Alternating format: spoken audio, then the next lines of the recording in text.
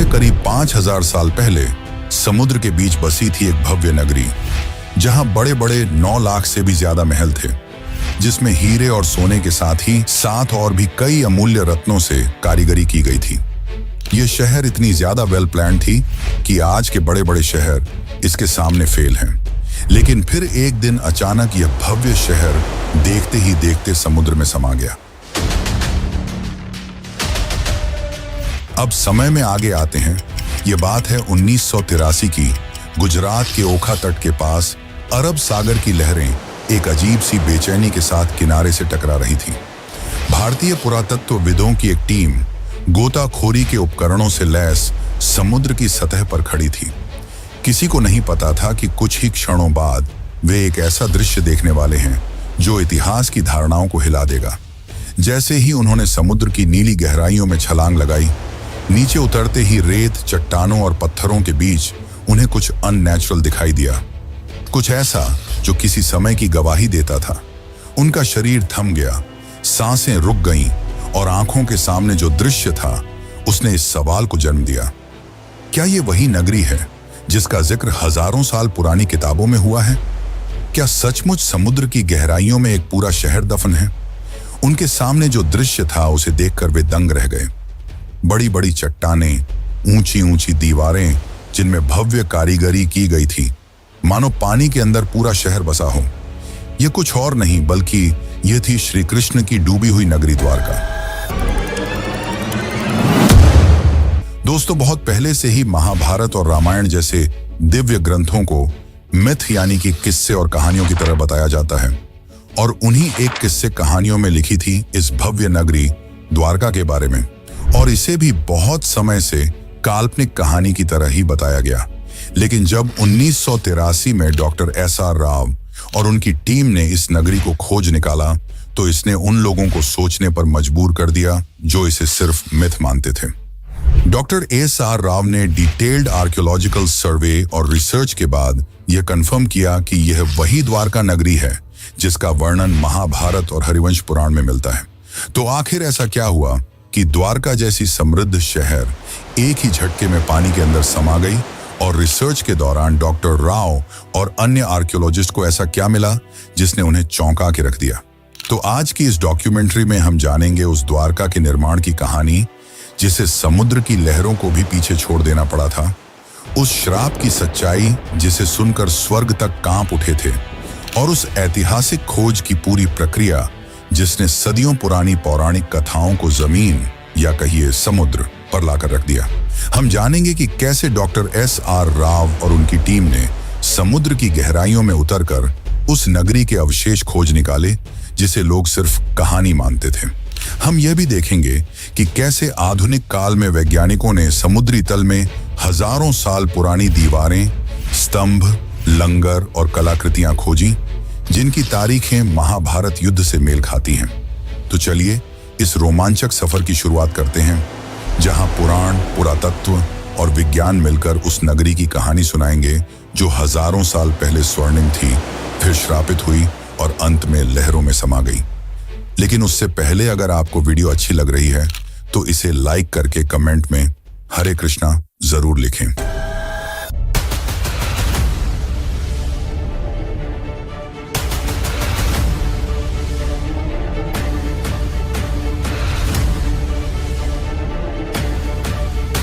Dwarka and came to the conclusion that it was the Dwarka of Mahabharata.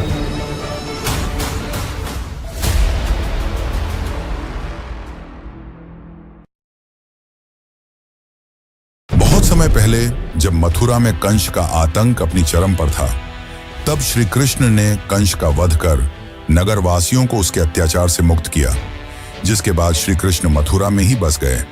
लेकिन कंस की मृत्यु से क्रोधित होकर कंस के ससुर जरासंध ने मथुरा पर लगभग 17 बार हमले किए। हालांकि इन हमलों में जीत श्री कृष्ण की ही हुई, पर बार बार इन हमलों से परेशान होकर श्री कृष्ण ने मथुरा छोड़कर चले जाना ही उचित समझा, और इस निर्णय ने उन्हें प्रेरित किया एक असाधारण नगरी के निर्माण करने का, जो थी द्वारका। श्री कृष्ण समुद्र तट पर गए और समुद्र देव से प्रार्थना की, हे वरुण देव, मुझे मेरी प्रजा के लिए शांति और सुरक्षा चाहिए। मुझे अपनी गोद से एक टुकड़ा भूमि दो जहां मैं एक नई नगरी बसाऊं। वरुण देव मुस्कुराए और उन्होंने श्री कृष्ण को समुद्र के बीच 12 योजन यानी कि लगभग 153.6 किलोमीटर भूमि दान में दी, जिसके बाद गॉड ऑफ आर्किटेक्ट यानी कि भगवान विश्वकर्मा को इस नगरी के भव्य निर्माण का कार्य सौंपा गया। अंततः उन्होंने इस भव्य नगरी का निर्माण संपन्न किया। महलों की ऊंचाई जैसे आकाश को छू रही थी, दीवारें सोने की थीं, फर्श चांदी के। नगर के चारों ओर विशाल द्वार थे, इसीलिए इस नगरी का नाम पड़ा द्वारका यानी द्वारों का नगर। हवाओं में सुगंधित फूलों की खुशबू थी, गलियों में मोर नाचते थे और बीचों बीच बना श्री कृष्ण का महल तो ऐसा प्रतीत होता था मानो स्वर्ग पृथ्वी पर उतर आया हो। नगर की सड़कों को इस तरह से बनाया गया था कि वे सीधे बंदरगाह तक पहुंचती थीं। समुद्र से व्यापार के लिए विशेष गोदियां बनाई गईं, जहां जहाज आसानी से आ जा सकें। शहर में जल आपूर्ति के लिए सिंचाई प्रणाली थी, जो उस काल में अत्यंत दुर्लभ मानी जाती थी। स्वच्छ जल के तालाब, हरे भरे बाग और सजे हुए बाजार इस नगरी को न केवल सुंदर बल्कि पूरी तरह आत्मनिर्भर बनाते थे। भागवत पुराण के अनुसार द्वारका में कुल 900 से अधिक भव्य महल थे, जो चंद्रकांत, हीरा, मणि और सोने से बने थे। श्री कृष्ण ने स्वयं उन महलों को अपने प्रियजनों के लिए बनवाया था। बलराम, रुक्मिणी, सत्यभामा, जाम्बवती और अन्य रानियों के लिए अलग अलग राजमहल। ये महल न सिर्फ वास्तुकला का चमत्कार थे, बल्कि अध्यात्म और भक्ति का प्रतीक भी। लेकिन यह अंत नहीं था। अब शुरू होने वाला है वो अध्याय जिसने द्वारका को कालातीत बना दिया। एक ऐसा नगर जिसे स्वयं भगवान ने बसाया, देवताओं ने सजाया और समय ने इतिहास में दर्ज कर दिया। लेकिन जहां निर्माण होता है, वहीं विनाश भी इंतजार करता है। द्वारका की यह स्वर्ण गाथा आगे चलकर एक ऐसे श्राप की छाया में डूबेगी जिसकी कल्पना तक किसी ने न की थी। महाभारत का युद्ध समाप्त हो चुका था। धूल में लथपथ योद्धाओं के शव, बिखरे हुए अस्त्र शस्त्र और खून से लाल धरती, कौरवों का विनाश हो चुका था। अपने पुत्रों की यह दशा देखकर गांधारी काफी क्रोधित हो गई। उनका मानना था कि यदि श्री कृष्ण चाहते तो यह युद्ध होता ही नहीं, परंतु उन्होंने ऐसा नहीं किया। जिससे क्रोधित होकर गांधारी ने श्री कृष्ण को श्राप दिया कि जिस प्रकार मेरे वंश का विनाश हुआ है, ठीक उसी प्रकार तुम्हारे भी वंश का विनाश हो जाएगा।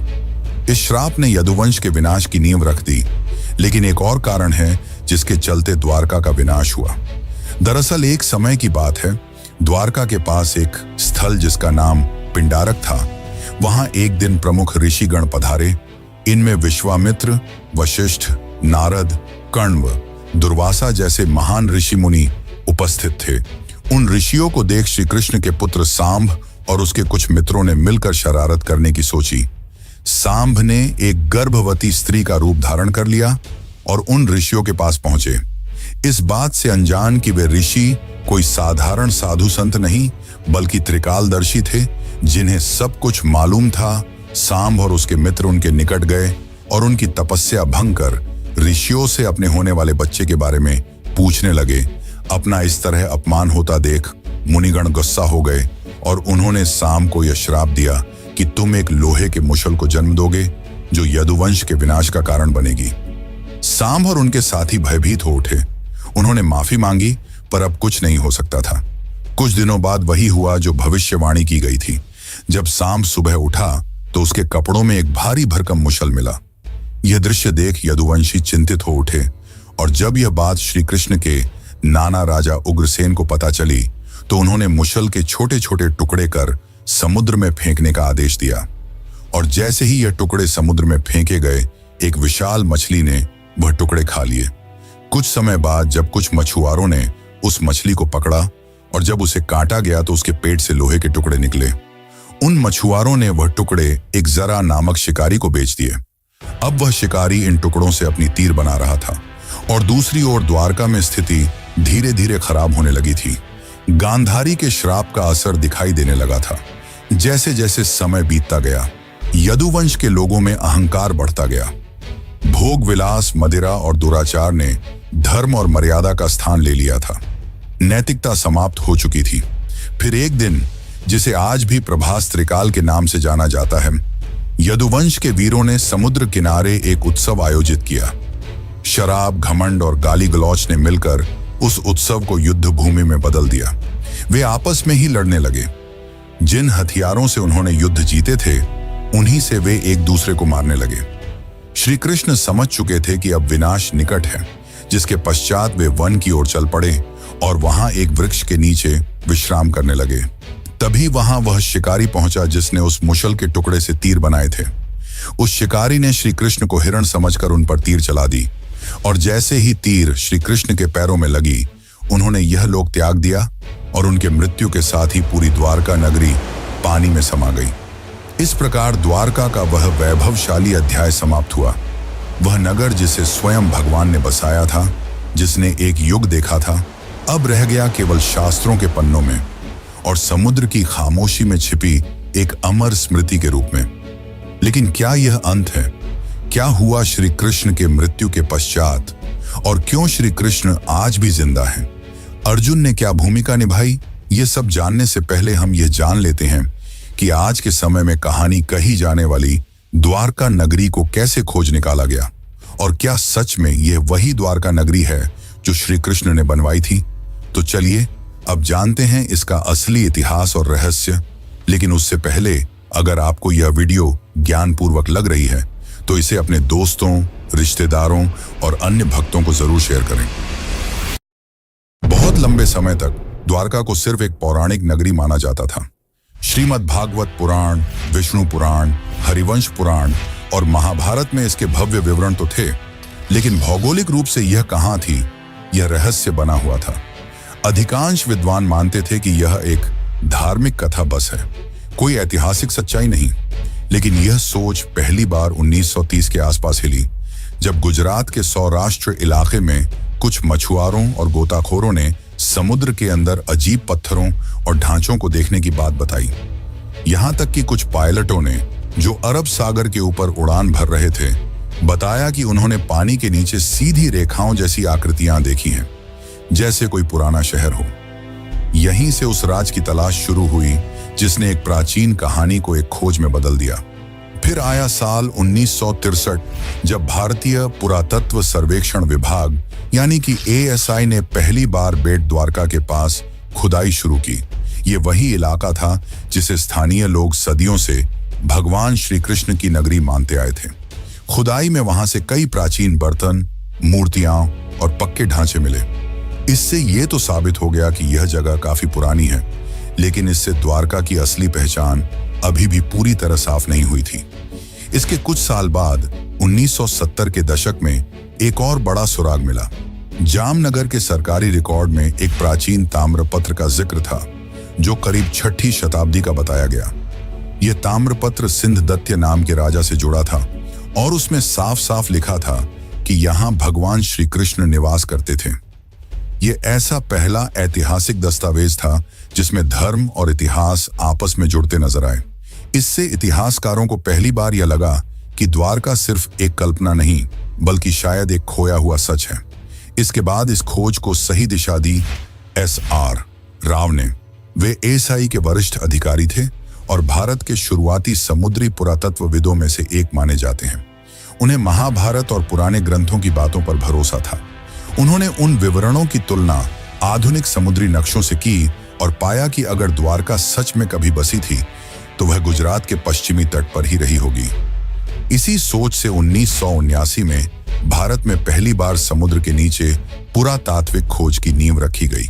डॉक्टर राव ने गोवा स्थित नेशनल इंस्टीट्यूट ऑफ ओशनोग्राफी यानी कि NIO की मदद ली और एक नई खोज का अभियान शुरू किया। यह काम आसान नहीं था। न तो उस दौर में भारत के पास अच्छे उपकरण थे, न ही आधुनिक तकनीक। फिर भी उन्होंने स्थानीय मछुआरों, गोताखोरों, पुरानी नावों और शुरुआती सोनार तकनीक की मदद से समुद्र के अंदर छिपे राज को ढूंढना शुरू किया। और इसी दौरान समुद्र की सतह के नीचे उन्हें कुछ ऐसे ढांचे दिखाई देने लगे जो किसी भी नजरिए से प्राकृतिक नहीं लगते थे। वहां पत्थरों की लंबी दीवारें थीं, बड़े बड़े खंभे थे और ऐसे लंगर भी मिले जो साफ बताते थे कि वहां कभी जहाज आते जाते रहे होंगे। यानी ये जगह एक पुराना बंदरगाह रहा होगा। लेकिन ये तो बस शुरुआत थी, असली खुलासे तो अभी बाकी थे।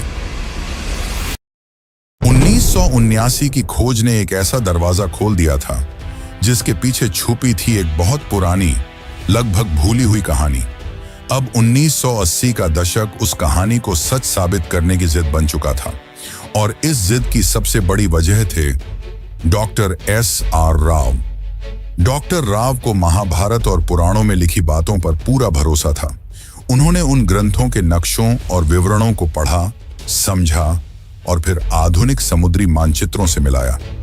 उन्हें यकीन था कि श्री कृष्ण की वो नगरी, जिसे दुनिया ने बस एक कहानी मान लिया था, वो कहीं ना कहीं अरब सागर के नीचे आज भी मौजूद है।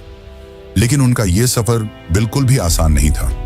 उस समय भारत में समुद्री खुदाई यानी कि मरीन आर्कियोलॉजी एक बिल्कुल नया क्षेत्र था। न सरकार के पास इस काम के लिए पर्याप्त पैसा था, न वैज्ञानिकों को इस बात पर भरोसा कि समुद्र के नीचे कोई शहर भी हो सकता है। बहुत सारे लोग इस प्रयास को बस धार्मिक सोच का हिस्सा मानते थे। कई लोगों ने डॉक्टर राव से कहा, पौराणिक कथाओं को इतिहास से जोड़ने का क्या फायदा, लेकिन उन्होंने कभी हार नहीं मानी। डॉक्टर राव ने ASI और गोवा के नेशनल इंस्टीट्यूट ऑफ ओशनोग्राफी के साथ मिलकर एक समुद्री अभियान शुरू किया। इंडियन नेवी के गोताखोरों की भी मदद ली गई, लेकिन चुनौती सिर्फ यह नहीं थी कि लोग विश्वास नहीं कर रहे थे। असली मुश्किल थी टेक्नोलॉजी और संसाधनों की कमी। उस समय न तो सोनर जैसी आधुनिक तकनीक थी, न ही पानी के अंदर काम करने वाले रोबोट्स। डाइवर्स को अपने हाथों से समुद्र की सतह को टटोलना पड़ता था। 1980 के दशक में, यानी लगभग 40 साल पहले, समुद्र में जाकर खुदाई करना कोई आसान काम नहीं था। इसके लिए archaeologist, divers, oceanographers, under water photographers, historians, geologist और बहुत से टेक्नीशियनों की जरूरत होती थी। इतनी बड़ी टीम को बनाना और उन्हें काम पर लगाना अपने आप में एक बड़ा काम था। फिर भी राव ने हार नहीं मानी। फंडिंग की इतनी कमी थी कि उन्होंने अपने वेतन से टीम का खाना तक खरीदा। उन्होंने सिर्फ 800 रुपये में एक्सपीडिशन शुरू किया था, और ये भी उन्हें छोटे छोटे फंड्स इकट्ठा करके मिले थे। वह चाहते थे कि सरकार एक स्थायी समुद्री पुरातात्विक इकाई बनाए, लेकिन यह इतना भी आसान नहीं था। 1983 से 1992 के बीच राव की टीम ने लगभग 12 बार समुद्र में जाकर खुदाई की। खोज के लिए बेट द्वारका और आसपास के इलाकों को चुना गया, और फिर एक एक कर सामने आने लगे ऐसे सबूत जिन्होंने न सिर्फ भारत को बल्कि पूरी दुनिया को चौंका दिया। गोताखोरों ने समुद्र के तल से लगभग 30 मीटर नीचे 560 मीटर लंबी पत्थरों की दीवार खोज निकाली। ये कोई प्राकृतिक बनावट नहीं थी, ये इंसानों द्वारा बनाए गए शहर की दीवार थी। उसकी बनावट वैसी ही थी जैसी महाभारत में द्वारका के वर्णन में मिलती है। फिर मिले 30 से भी ज्यादा पत्थर के खंभे, जो शायद किसी महल या भवन का हिस्सा रहे होंगे। ऐसे लंगर यानी कि एंकर्स मिले, जिनसे पता चलता था कि वहां से नौकाएं चला करती थीं। कुछ 3 छेद वाले एंकर भी मिले, जो उस समय की एडवांस नेविगेशन को दिखाते थे। इसके अलावा सील, लोहे और पीतल की वस्तुएं और मिट्टी के बर्तन भी मिले।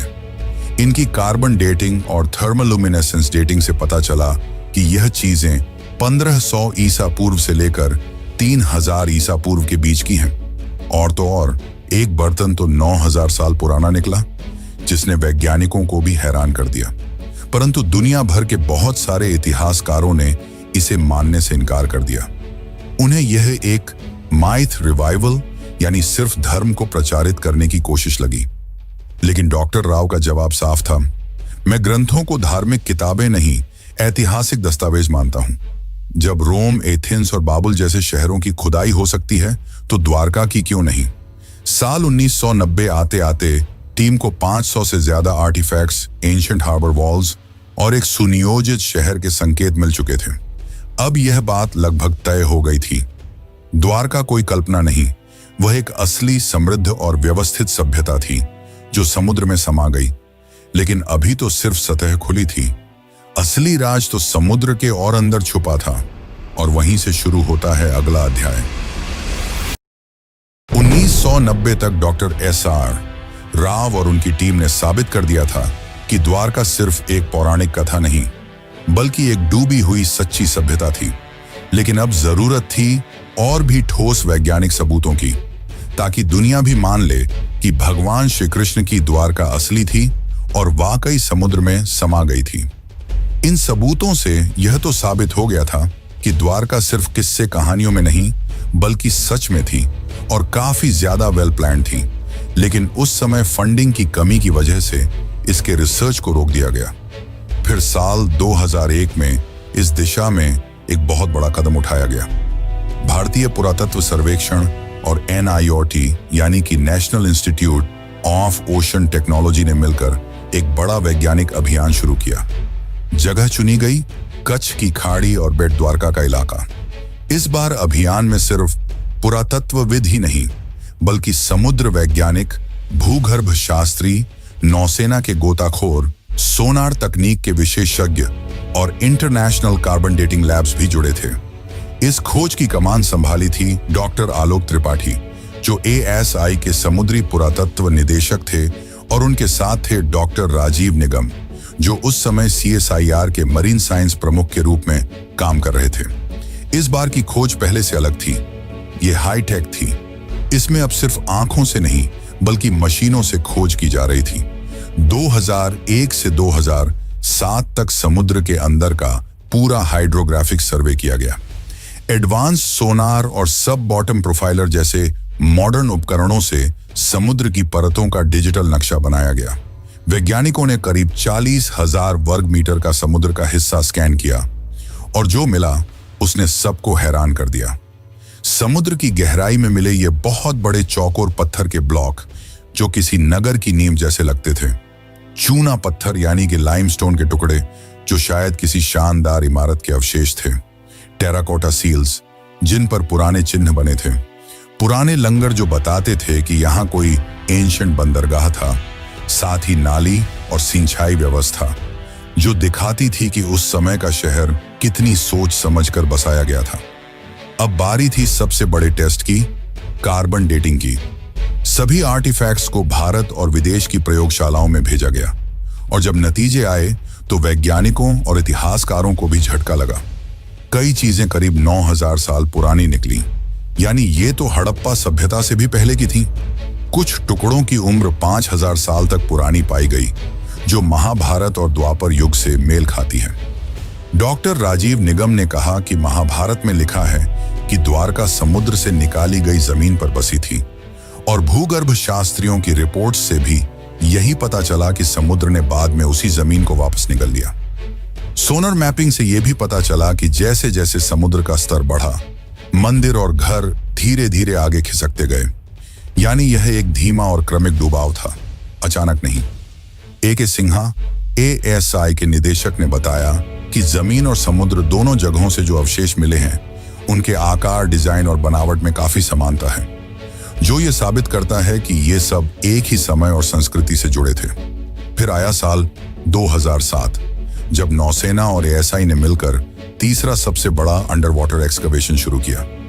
पंचकुई बीच के पास से शुरू हुई इस खुदाई में लगभग 2 नॉटिकल मील के दायरे में फैली हुई मंदिरों की दीवारें, महल के खंडहर और जल निकासी प्रणाली मिली।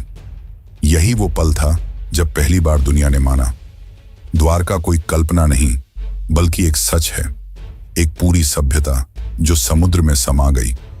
लेकिन फिर भी एक सबसे बड़ा सवाल बाकी रह गया, आखिर द्वारका डूबी क्यों?